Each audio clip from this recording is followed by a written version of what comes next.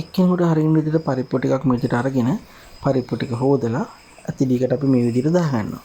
ඊට පස්සේ රම්පා ටිකක් කරපිංච ටිකක් මේකට එකතු කරලා කහ ස්වල්පයක් දාගන්නවා. කහ දානකොට අපිට ගොඩක් දාන්නේ බොහොම පොඩ්ඩක් තමයි දාන්නේ පාට රහ චුට්ටක් එන විදිහට.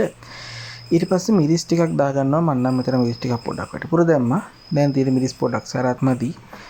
ඒ හින්දා පොඩ්ඩක් මිරිස් ටිකක් චුට්ටක් වැඩිපුර දාගන්නවා. ඊට පස්සේ මම නම් මෙතන කපාගෙන තියෙන ලොකු ලුණුයි සුදු ලුණුයි කැමති අය රතු ලුණු දාගන්නත් පුළුවන්.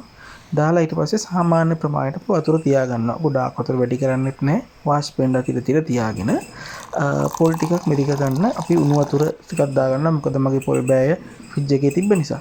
ඊපස්සේ මිටිකේ ටිකක් මේ වගේ හදාගත්තට පස්සේ අපිට තියෙන්නේ දැන් තැම්බෙන සාමාන්‍යයෙන් තැම්බීගෙන එන පරිප්පුවකට ලුණු ටිකක් දාගන්න. ලුණු ගොඩාක් දාගන්නේ. ලුණු සාමාන්‍ය ප්‍රමාණයක් අපි දාගන්නවා. මොකද වැඩි වුණොත් කරන්න අමාරු හින්දා. පස්සේ අපි ඒකට මිටිකිරි එකතු කරනවා. මිටිකිරි එකතු කරලා ලුණුයි මිටිකිරි දෙකම හොඳින් කලවම් වෙන විදිහට පොඩ්ඩක් කලවම් කර ගන්නවා. හොඳට කලවම් වුණොත් ඉක්මනට හොඳ රසයක් ගන්නත් පුළුවන්. ඉක්මනට තැම්බෙනවා.